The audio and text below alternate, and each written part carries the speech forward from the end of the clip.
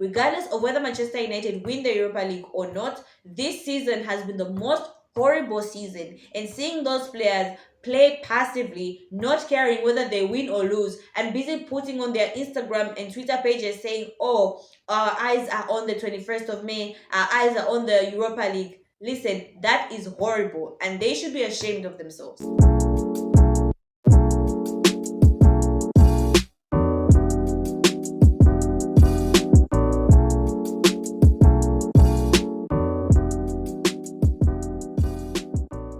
So hi guys, welcome back to my YouTube channel, Football with Priscilla. I am Priscilla, obviously. So hi guys, welcome back to my YouTube channel. And ladies and gentlemen, today I just want us to talk about the Manchester United versus Westham game, in which we saw Manchester United lose 2-0 to Westham. But before we get into the video for today, make sure you share, like, and subscribe. Make sure you share, like, and subscribe, and do turn your notifications on, ladies and gentlemen, to know when next I post a video. And guys, don't forget, we are on the road to 600 subscribers, so make sure you share, like, and subscribe. Okay, let's get into the video for today. Now, ladies and gentlemen, Manchester United lost 2-0 to West Ham, and these are the players that both teams fielded in. For Manchester United, in goal we had Bayendia, backline we had Mazraoui, Lenny Yoro, and Luke Shaw. And can I just say this? Lenny Yoro ended up leaving the game a little bit earlier because he was injured. Fingers crossed, ladies and gentlemen, his injury won't be bad and he will make it for the Europa League final versus Tottenham on the 21st of May. And then on the midfield, ladies and gentlemen, we had Amad Diallo, we had Ugarte, we had Bruno Fernandes, and we had Harry Amas. And then up front, ladies and gentlemen, we had Kobe Mino, Mason Mount, and in front of those two was Rasmus Højlund. And then for West Ham, ladies and gentlemen, in goal they had Areola, and then their backline was Criswell, Kilman, and Todibo. Midfield they had Aaron Wan-Bissaka, Rodriguez, Ward-Prowse, and Caufau. And then just in front they had Souček, and then in front of Souček there was Kudus and Bowen. And ladies and gentlemen, Manchester United were playing a 3-4-3 formation, classic 3-4-3 formation. And then for West Ham, they were playing a 3-4-1-2 formation, a 3-4-1-2 formation. I think the both teams were evenly balanced. It was a evenly balanced match with one good team in West Ham and a horrible, poor side in Manchester United. And so, ladies and gentlemen, we only had 2 goal scorers, obviously, for West Ham. We had a goal scored by Souček and we had another goal scored by Bowen. Now, here are my thoughts on the game. First of all, ladies and gentlemen, our front line. Oh my God. Oh my gosh. Listen, like I've been saying in all my videos, this is something that has been very consistent about me. If you watch all my videos, especially in the Premier League, well, mostly my Premier League videos, I've been talking about Rasmus Højlund and how much I see a player in him, right? I see a player in him and I believe he's going to come good. And I've been saying, you know what, I think Rasmus is something different from what we have, which is Joshua Zirkzee, Garnacho, Ahmad, etc. Rasmus is a player that will be found in and around the 18-yard area. Now, it's so frustrating for me especially, who believes in Rasmus Højlund, and when he has chances where he's one-on-one with the goalkeeper, he fails to convert the chance, which has been the biggest problem for Manchester United this season, is that we have been failing to convert our chances. Now, ladies and gentlemen, I'm sure I wasn't the only one who was getting frustrated and irritated because we couldn't convert our chances. Bruno Fernandes also had clear chances but kept on hitting the ball outside. Like, it was so bad. It was not Bruno Fernandes' day. But then again, we can also say it was not Manchester United day. But then what are we saying? Because this is now 17 losses. And I think 3 or 4 losses on the bounce. Like, this is below standard. And this is not good. This is actually very disappointing. So, ladies and gentlemen, I was looking at the stats of the game, which was very interesting. So, the stats are as follows. At least the ones that I was concentrating on. Shots, we had West Ham had 9 shots, Manchester United had 20 shots. Okay, shots on target, West Ham had 4, right? They had 4, and of which they managed to score 2. Okay, and Manchester United had 5 shots on target, right? And then ball possession ones, Manchester United had 52% ball possession, and West Ham had 48 ball possession. And then in terms of pass accuracy, Manchester United had 89% of pass accuracy, and West Ham had 86% pass accuracy. So when you look at the stats, ladies and gentlemen, in all these categories, shots on target, possession, and pass accuracy, we were beating West Ham. How we were unable to beat West Ham in the game is beyond me. And this has been repetitive of all Manchester United games. In most games, you will notice that we actually have more shots on target, we actually have more pass accuracy, we actually have the ball possession, but unfortunately, we fail to convert our chances, which has been Manchester United's biggest problem. I repeat, we fail to convert our chances, and that solely lies on our front line.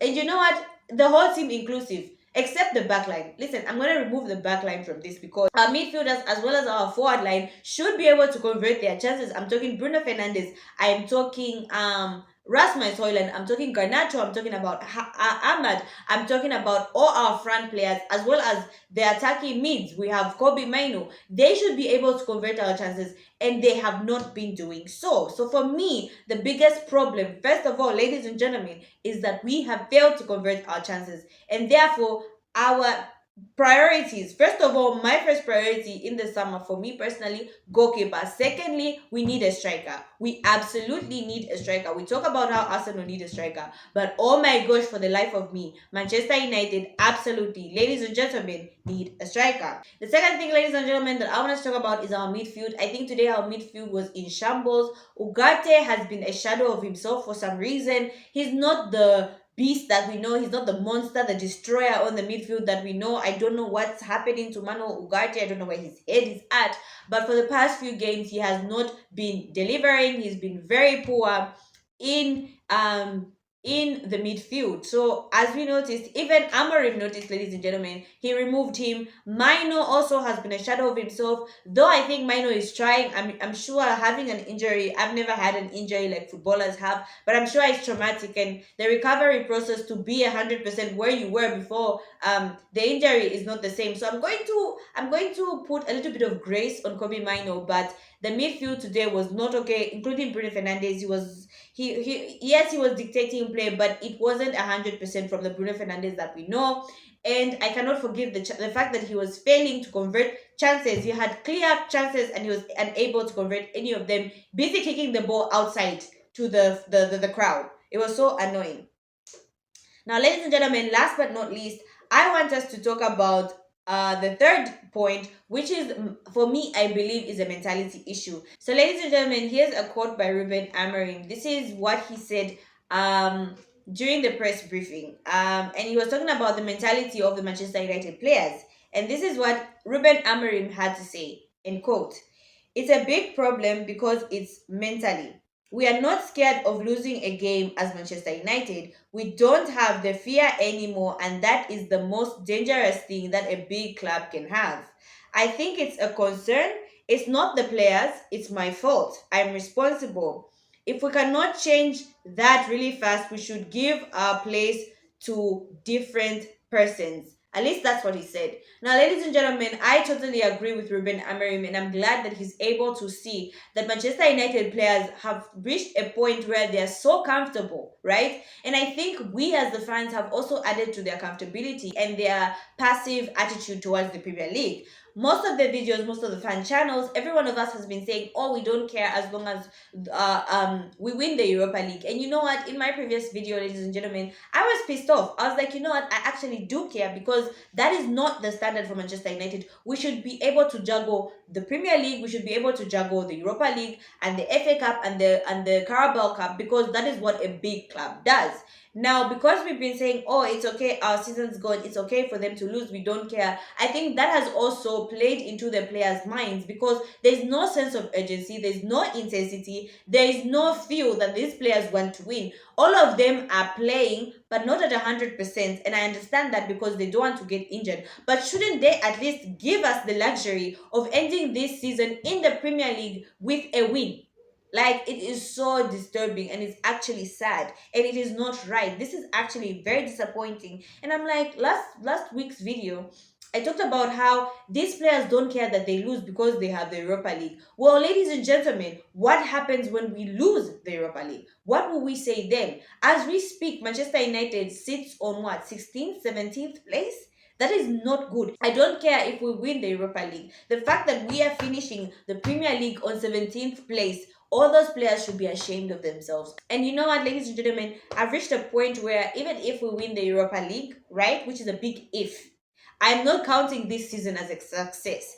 At first, I was gaslit and I was made to believe, okay, even if we finish below and we finish 16, we as long as we win the Europa League, then we can have a successful season. No, that's not right.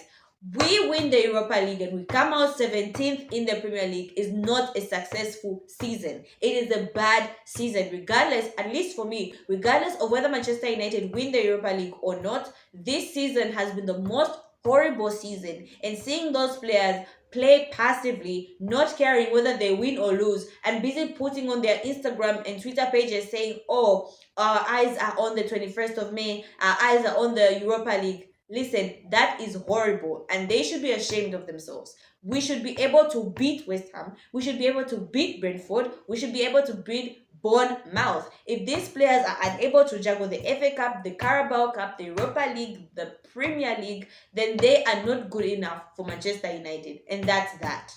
I think people should now, as fans, listen, as fans, we should put our foot down and say, you know what, this is unacceptable. Because honestly, ladies and gentlemen, it is unacceptable. So, yeah. So practically, ladies and gentlemen, those are my thoughts on the Manchester United versus West Ham game. For me, I am very disappointed in those players. And listen, I just if we had to like pick out the players that should stay and the players that should go, I think more than half of that team should go because their mentality is absolutely poor. So yeah, so that's what I had for you guys today. Do comment down in the comment section, ladies and gentlemen, your thoughts on the Manchester United versus West Ham game. Do you think Manchester United players have dropped the ball and they are all concentrating on the Europa League and they don't care about our position in the Premier League? I would love to hear all your thoughts. So that's what I had for you guys today. Thank you so much, guys, for watching. Make sure you share, like, and subscribe. Make sure you share, like, and subscribe, and do turn your notifications on, ladies and gentlemen, to know when next I post a video. Bye, guys.